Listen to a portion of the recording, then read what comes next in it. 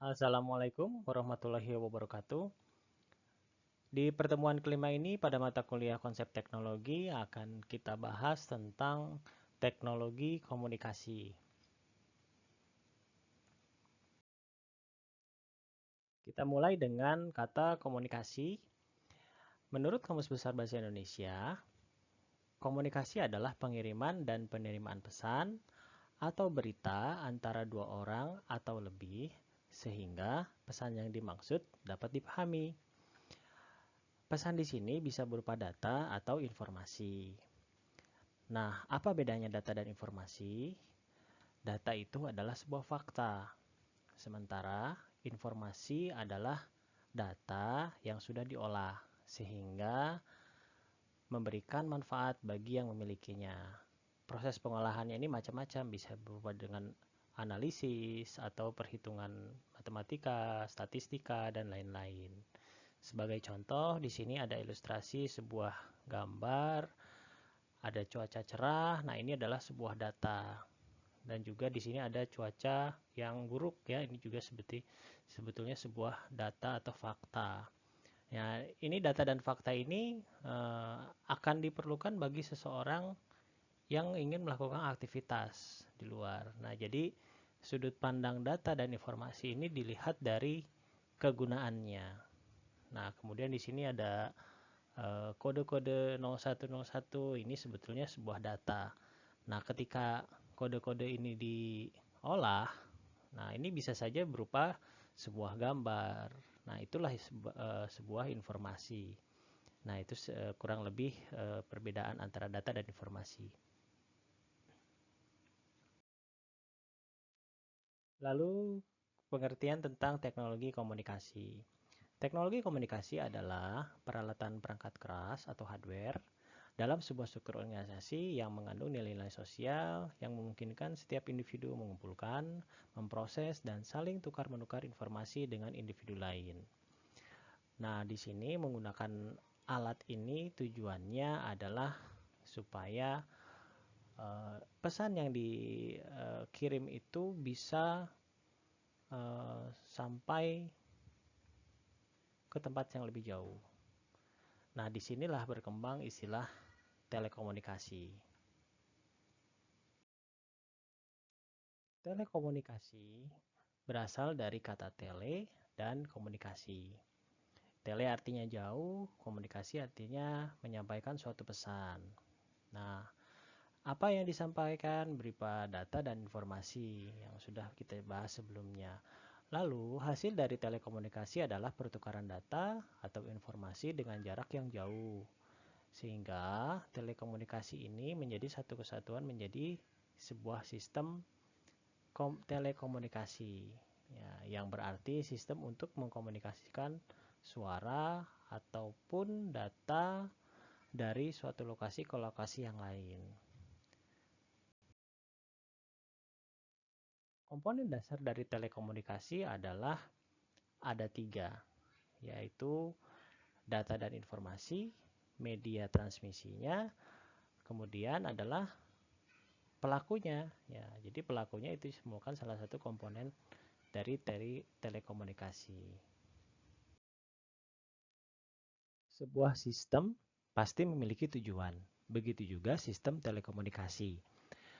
Tujuan dari sistem telekomunikasi adalah mengirim data dalam jumlah besar, mengirim data dengan kecepatan tinggi, draw sekecil mungkin, tunda sekecil mungkin ini jeda, lalu biaya yang rendah, kemudian mempunyai jangkauan yang luas, mudah dalam penggunaan, bersifat dinamis dan inovatif. Nah, dari tujuan-tujuan inilah maka dikembangkan alat-alat komunikasi untuk mencapai tujuan tersebut. Pada perkembangan sistem telekomunikasi, itu memiliki 3 konsep dasar. Yang pertama adalah konsep simplex yang digunakan untuk siaran radio, televisi, atau komunikasi pager. Kedua adalah konsep half duplex, yaitu diterapkan pada walkie-talkie atau handy-talkie. Kemudian yang ketiga adalah full duplex. Nah, ini diterapkan pada telepon atau video call. Konsep komunikasi simplex itu adalah komunikasi satu arah, yaitu hanya bisa menerima pesan yang disampaikan. Sehingga di sini sang penerima pesan ini tidak bisa menjalin komunikasi secara bersamaan dengan media yang sama.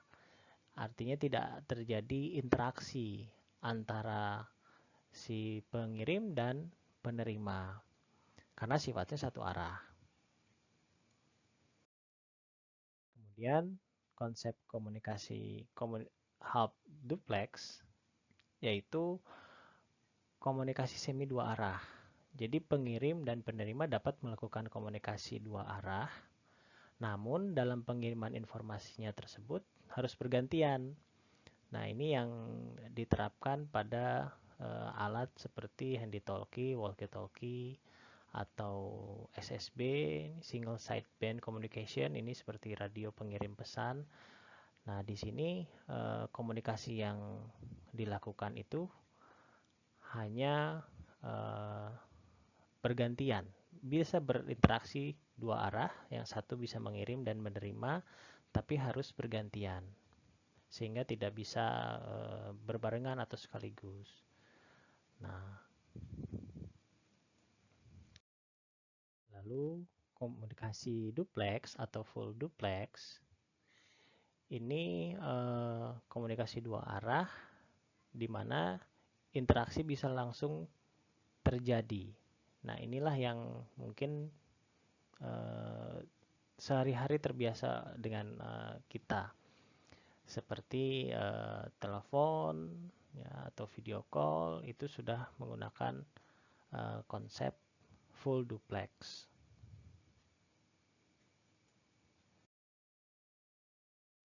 Selanjutnya kita bahas tentang sejarah telekomunikasi. Dimulai pada zaman prasejarah, yaitu tahun 3000 sebelum Masehi, itu alat-alat yang digunakan masih sangat sederhana, yaitu berupa alat-alat yang menghasilkan isyarat atau suara yang dapat ditangkap dari jarak jauh. Di antaranya berupa sinyal-sinyal asap, suara trompet dari tandung binatang, atau dari keong. Masuk ke zaman sejarah, di mana manusia setelah mengenal tulisan, sehingga mereka mulai mencatat segala aktivitas, keagamaan mereka, kepercayaan mereka, kemudian ilmu pengetahuan, sosial, dan budaya menggunakan tulisan. Nah, untuk pertama kalinya menurut para sejarawan bahwa tulisan itu digunakan oleh bangsa Sumeria dengan menggunakan simbol-simbol yang dibentuk dari piktografi sebagai huruf. Simbol atau huruf-huruf ini juga mempunyai bentuk bunyi atau penyebutan yang berbeda sehingga menjadi sebuah kata, kalimat, dan bahasa. Kemudian diikuti oleh bangsa Mesir yang menggunakan huruf hieroglif. Ya, di sini bentuk tulisan dan bahasa hieroglif ini lebih maju dibandingkan tulisan bahasa bangsa Sumeria. Kemudian sekitar tahun 500 sebelum Masehi, manusia sudah mengenal cara membuat kertas dari serat pohon papirus yang tumbuh di sekitar Sungai Nil. Serat papirus ini dapat digunakan sebagai kertas, menjadi media menulis, atau media menyampaikan informasi yang lebih kuat dan fleksibel dibandingkan lempengan tanah liat yang sebelumnya digunakan sebagai media komunikasi. Nah, lalu sekitar tahun 105 atau abad pertama ya, itu bangsa Cina berhasil menemukan kertas. Jadi kertas yang dibuat oleh bangsa Cina ini dibuat dari serat bambu yang dihaluskan, disaring, dicuci, kemudian diratakan dan dikeringkan. Nah, penemuan ini juga memungkinkan sistem percetakan yang dilakukan dengan menggunakan blok kayu yang ditoreh atau dilumuri tinta atau yang kita kenal dengan sistem cap. Nah, ini masa-masa sejarah ketika awal-awal tulisan itu ada atau digunakan sebagai media komunikasi untuk bertukar pesan. Kemudian kita masuk ke zaman modern, yaitu sekitar tahun 1400-an sampai sekarang. Itu para ahli sejarawan menyebutkan ini adalah zaman modern. Nah, zaman ini diawali dengan ditemukannya sebuah mesin cetak oleh Johann Gutenberg pada tahun 1455. Mesin cetak ini bisa mencetak sebuah huruf menggunakan plat, sehingga memungkinkan terjadinya percetakan materi tertulis secara cepat serta terjadinya ledakan informasi di Eropa, sehingga orang lebih mudah bertukar informasi menggunakan alat percetakan ini. Nah, seiring perkembangan zaman, banyak penemuan-penemuan penting dalam dunia telekomunikasi. Seperti tahun 1837 Samuel Morse itu mengembangkan telegraf dan bahasa kode Morse bersama Sir William Cook dan Sir Charles Wheatstone. Ini awal mulanya adalah ada telegraf, ya. Mungkin kalau zaman sekarang sudah tidak digunakan lagi ya, tapi di awal-awal ini telegraf itu atau kode Morse ini sangat berguna. Ini masih digunakan ketika di akhir abad 20-an ya, tahun 2000 ke bawah itu masih banyak yang menggunakan telegram karena pada saat itu telepon seluler belum secanggih saat ini. Tapi untuk saat ini sepertinya telegraf sudah tidak digunakan lagi ya.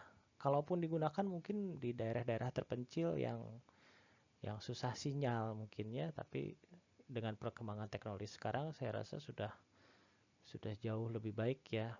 Ada telepon satelit dan lain sebagainya. Kemudian di tahun 1861 ada penemuan tentang gambar bergerak yang diproyeksikan ke dalam sebuah layar. Pertama kali digunakan sebagai cikal bakal film. Nah, di sini awal dasarnya dari sini di tahun 1861. Lalu ada penemuan telepon oleh Alexander Graham Bell yang digunakan pertama kali secara umum. Kemudian ada fotografi dengan kecepatan tinggi yang ditemukan oleh Edward Muybridge. Nah, lalu tahun 1923 ada Swarklin menciptakan tabung TV yang pertama. 1972 Ray Tomlinson menciptakan program email yang pertama. Nah, lalu berkembang lagi 1973 sampai 1990-an istilah internet yang diperkenalkan dalam sebuah paper mengenai TCP/IP. Dan di sini juga sudah mulai ada perkembangan tentang mobile seluler, yaitu ketika tahun 1980 sampai 1995 ini sudah mulai diterapkan adanya mobile seluler, tapi mungkin masih sangat jarang dan masih hanya beberapa orang saja yang menggunakan teknologi tersebut. Baik, setelah menjelaskan tentang sejarah telekomunikasi, ada beberapa media yang sangat penting yang mungkin sampai sekarang masih digunakan dan menjadi konsep teknologi yang baru. Seperti surat menyurat. Ini yang pertama. Media yang pertama itu surat menyurat menggunakan kertas yang berguna untuk mengirim pesan dari satu wilayah ke wilayah yang lain. Ini awal dasar dari konsepnya email. Jadi ketika internet belum berkembang, yang digunakan adalah media kertas untuk mengirim pesan dari satu tempat ke tempat yang lain.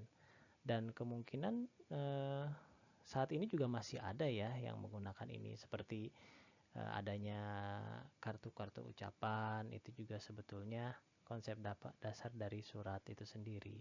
Namun dengan perkembangan zaman, adanya internet dan teknologi, ini sudah bergeser menjadi sebuah email atau electronic mail yang tidak lagi menggunakan kertas.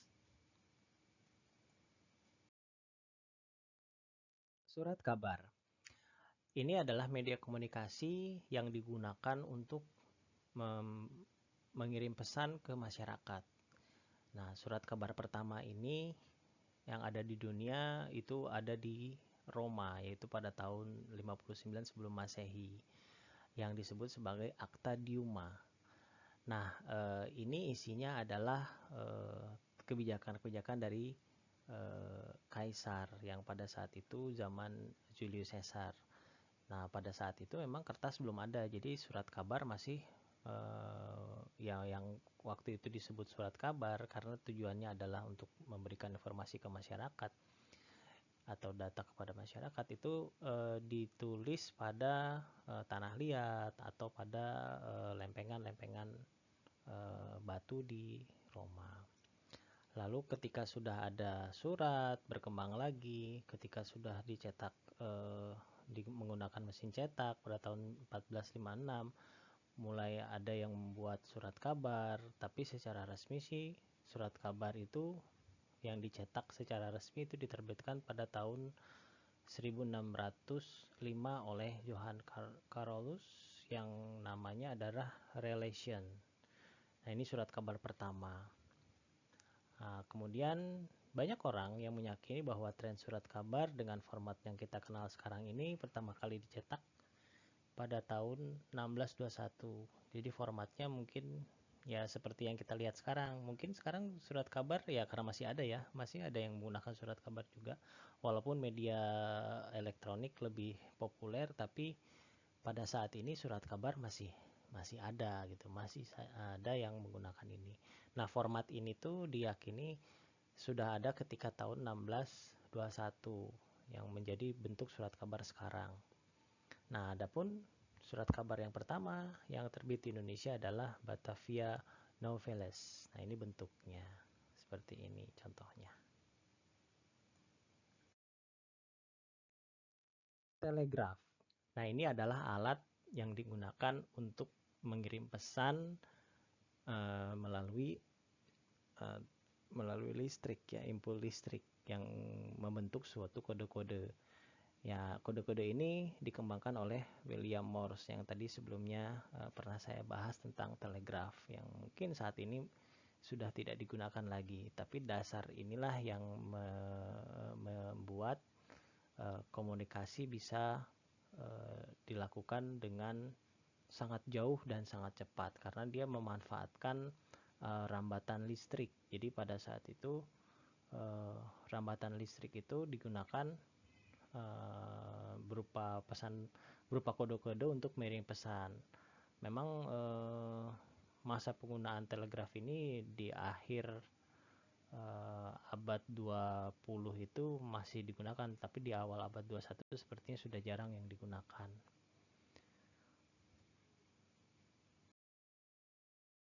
Media telekomunikasi selanjutnya adalah telex. Jaringan telex ini adalah jaringan teleprinter mirip dengan jaringan telepon yang berfungsi mengirim pesan berbasis teks. Nah, bedanya dengan telegraf apa? Kalau telegraf itu kan dia juga teks, tapi dia terbatas. Nah, berbeda dengan telegraf. Kalau telex dia bisa mengirim pesan lebih banyak dibandingkan telegraf. Lalu telex inilah yang menjadi cikal bakal mesin fax yang sekarang masih digunakan.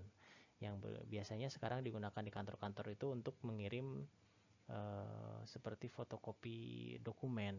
Nah, walaupun sepertinya ini juga sudah mulai digantikan dengan teknologi yang lebih baru seperti scan, tapi masih digunakan di beberapa kantor. Media telekomunikasi selanjutnya adalah telepon. Nah, telepon merupakan alat komunikasi yang digunakan untuk menyampaikan pesan suara, terutama pesan yang berbentuk percakapan. Kebanyakan telepon beroperasi dengan menggunakan transmisi sinyal listrik dalam jaringan telepon, sehingga memungkinkan pengguna telepon untuk berkomunikasi dengan pengguna lainnya.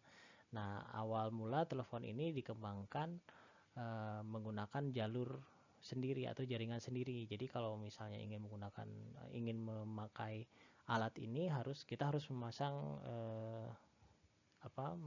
menanyakan dulu jaringan teleponnya ada atau tidak. Tapi dengan perkembangan ponsel sekarang sepertinya ini sudah mulai ditinggalkan orang. Lalu di sini yang populer sampai sekarang itu adalah telepon seluler. Ini media telekomunikasi yang berkembang sampai sekarang, masih berkembang pesat sampai sekarang. Nah, ini awal mulanya itu ditemukan oleh Martin Cooper, seorang karyawan Motorola pada tahun 1973, tepatnya pada tanggal 3 April 1973. Telepon genggam atau telepon seluler saat ini disebut apa ya, kita kenal dengan HP, itu perangkat komunikasi elektronik yang mempunyai kemampuan dasar sama dengan telepon konvensional, tetapi dapat dibawa kemana-mana, mobile ya, dan disebut wireless communication. Jadi tidak membutuhkan kabel seperti telepon. Kalau telepon biasa itu, telepon konvensional, dia membutuhkan jaringan kabel. Kalau ini tidak membutuhkan jaringan. Nah, di Indonesia ini masih ada dua jaringan telepon atau jaringan nirkabel ini, jaringan wireless, yaitu sistem GSM dan sistem CDMA. Nah, untuk GSM itu yang sudah kita kenal banyak, CDMA juga sebenarnya masih ada juga. Nah, badan yang mengatur komunikasi seluler di Indonesia adalah Asosiasi Telekomunikasi Seluler Indonesia atau ATSI. Perkembangan ponsel sebetulnya sudah ada ketika tahun 1920-an. Jadi sebetulnya jauh sebelum Martin Cooper mengembangkan teknologi ponsel itu sendiri. Tapi pada masa itu penggunaan telepon genggam itu kan dasarnya dari ini ya, dari perkembangan radio telekomunikasi. Jadi pada saat itu penggunaan telepon genggam itu hanya digunakan oleh pihak-pihak tertentu seperti kepolisian atau pada Perang Dunia Kedua atau pada pihak militer. Jadi hanya keperluan untuk kalangan tertentu saja yang bisa menggunakan teknologi tersebut, dan mungkin pada saat itu pun bentuknya seperti backpack ya, seperti di perang-perang. Mungkin kita kalau lihat film-film perang itu suka ada yang bawa-bawa ransel tapi isinya seperti alat komunikasi. Nah, itulah dasar dari perkembangan ponsel sampai saat ini gitu. Nah, kemudian ini yang disebut sebagai generasi yang ke nolnya gitu. Jadi generasi yang awal cikal bakal sebuah ponsel itu berkembang.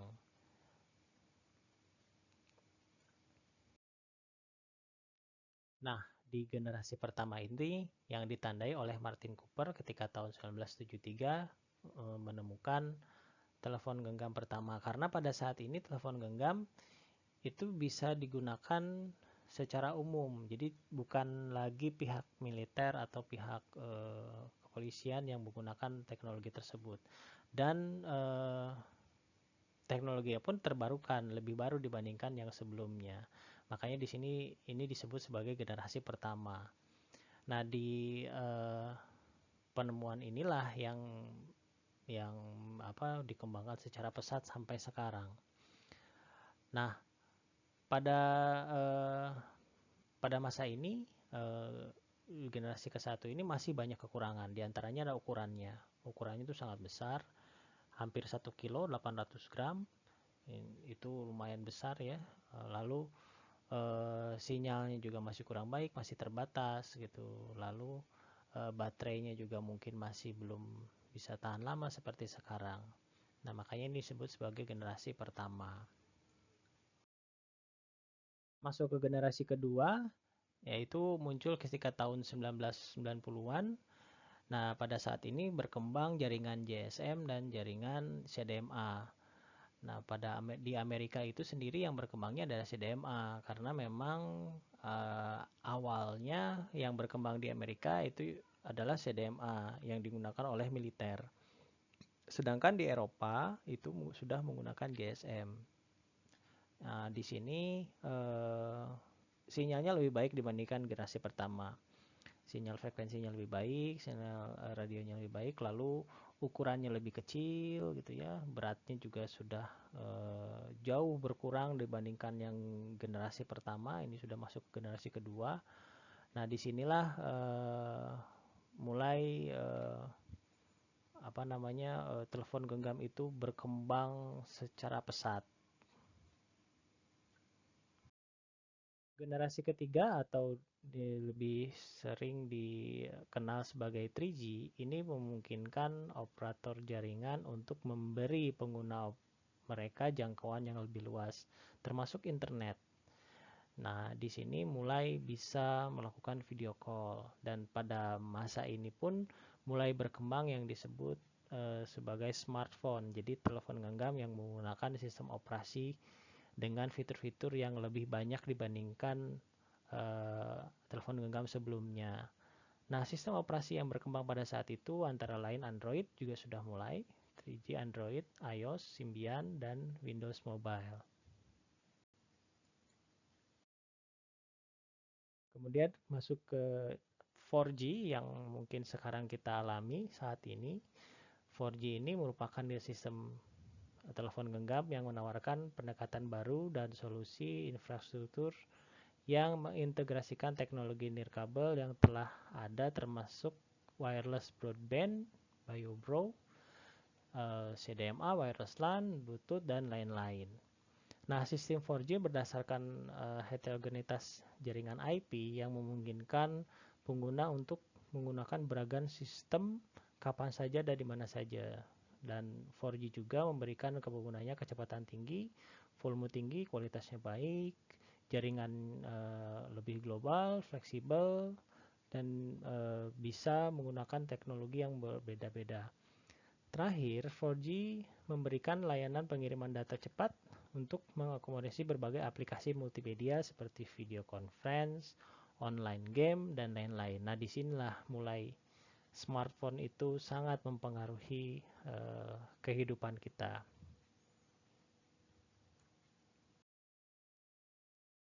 Untuk generasi kelima atau 5G, ini sebetulnya memang sudah mulai diperbicarakan dari beberapa tahun yang lalu, walaupun 4G baru awal-awal diluncurkan, tapi Huawei, Nokia, Samsung, hingga Verizon sudah mulai membicarakan tentang teknologi tersebut. Apa sih yang membedakan 4G dengan 5G? Ini letaknya pada kecepatan transfer data, jadi ini lebih ke penggunaan internet. Apabila 4G itu kecepatannya mulai dari 100 MB hingga 1 GB per detik. Nah, dengan kecepatan 5G itu pengguna internet bisa mendownload 33 film dengan kualitas high definition dalam hitungan detik. Jadi lebih cepat, jauh lebih cepat. Sementara pada ponsel 4G untuk mengunduh sebuah film high definition bisa memakan waktu sampai 6 menit, tapi kalau 5G itu lebih cepat lagi. Nah, meskipun demikian, ini masih dalam tahap percobaan ya. Nah, percobaan awal yang dilakukan oleh Ericsson masih menghasilkan kecepatan transfer 5 GB per second pada jaringan frekuensi 15 GHz. Nah, ini merupakan teknologi yang terbaru yang memang belum diterapkan karena masih dalam tahap riset. Tapi sepertinya dalam jangka waktu dekat ini pasti diluncurkan apabila sudah mulai dibicarakan teknologi-teknologinya. Baik, cukup sekian materi dari saya. Terima kasih atas perhatiannya. Sampai ketemu lagi di materi selanjutnya. Sekian dari saya. Wassalamualaikum warahmatullahi wabarakatuh.